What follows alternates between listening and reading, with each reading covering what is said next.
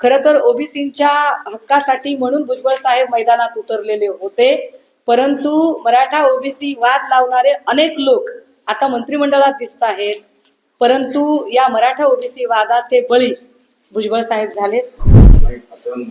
अहो जाऊ दे आता, दादांची 1000ची प्रॉपर्टी रिलीज झाली आहे. प्रफुल्ल पटेल, हसन मुश्रीफ साहेबांनी पुन्हा शपथ घेतली आहे, संजय राठोडांनी शपथ घेतली आहे.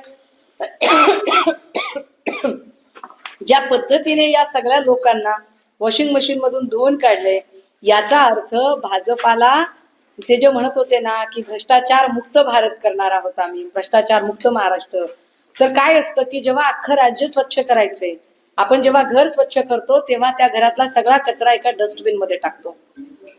भाजपाने सुद्धा महाराष्ट्र स्वच्छ केलाय, फक्त फरक एवढा आहे की महाराष्ट्रातला सगळा कचरा जो डस्टबिन मध्ये टाकायचा होता तो भाजप नावाच्या डस्टबिन मध्ये टाकलेला आहे.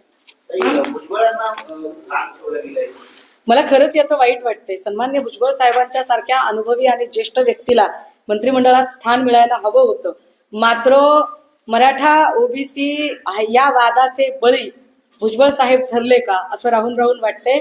खरं तर ओबीसींच्या हक्कासाठी म्हणून भुजबळ साहेब मैदानात उतरलेले होते, परंतु मराठा ओबीसी वाद लावणारे अनेक लोक आता मंत्रिमंडळात दिसत आहेत, परंतु या मराठा ओबीसी वादाचे बळी भुजबळ साहेब झालेत. परंतु काहीतरी मला कळतंय की त्यांना राज्यसभेचं वगैरे पुनर्वसन करण्याचा दादांचा वगैरे प्रयत्न आहे, त्यांचा पक्षांतर्गत विषय. माझ्यासाठी परमादरणीय, भारतीय संविधानाप्रमाणे सगळ्यांनी वागलं पाहिजे, संविधानाचा आदर केला पाहिजे आणि संविधानाला मानणाऱ्या लोकांनी तर संविधानाचा आदर केलाच पाहिजे. पण माझं म्हणणं हे आहे की ज्यांनी तोडफोड केली मुळात ते चळवळीचे लोकच नव्हते, ते संविधान मानणारे नव्हते.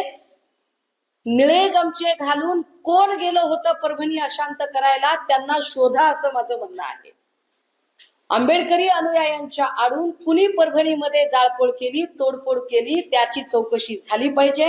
आणि सोमनाथ सूर्यवंशी, आणि चला 1 मिनिटासाठी असं गृहीत धरू की तुम्हाला एखादा आरोपी सापडला, त्याचा जीव घेण्याचा अधिकार कुणी दिला? देवेंद्र भाऊंनी आम्हाला उत्तर द्यावं.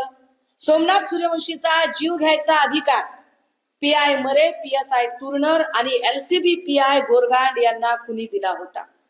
त्यामुळे या 3ही मोंढा पोलीस स्टेशनच्या अधिकाऱ्यांचे तात्काळ निलंबन होणं अपेक्षित आहे. मला स्वतःला परभणीत जाऊन बसावं लागेल. देवाभाऊ, आपल्याकडून माझ्या अपेक्षा आहेत. मागचं सगळं आम्ही पुसून एक नवा अध्याय सुरू करायला तयार आहोत. नवा अध्याय म्हणून नवा गडी, नवं राज्य नाहीये, राज्य जुनच आहे. पण या नव्या पिढीकडून आमच्या अपेक्षा आहेत की महाराष्ट्र शांत ठेवण्यासाठी आणि चळवळीतल्या लोकांना आश्वस्त करण्यासाठी.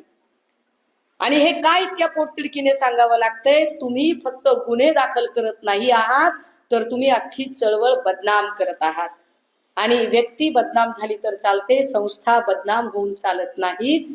यासाठी म्हणून या 3ही, आणि हे 3ही पोलीस निरीक्षक, हे 3ही पोलीस अधिकारी हे परभणीच्या मोंढा पोलीस स्टेशनचे कर्मचारी आहेत. परभणी, मोंढा पोलीस स्टेशन या 3 पोलीस कर्मचाऱ्यांवरती तात्काळ गुन्हे दाखल व्हावेत. सदोष मनुष्यवधाचा गुन्हा दाखल करत यांना निलंबन केलं जावं आणि यांची तात्काळ चौकशी व्हावी, ही आमची अपेक्षा आहे. 2 दिवसात जर हे होणार नसेल तर मला 2 दिवसानंतर परभणीत स्वतःला आंदोलनासाठी मैदानात उतरावं लागेल.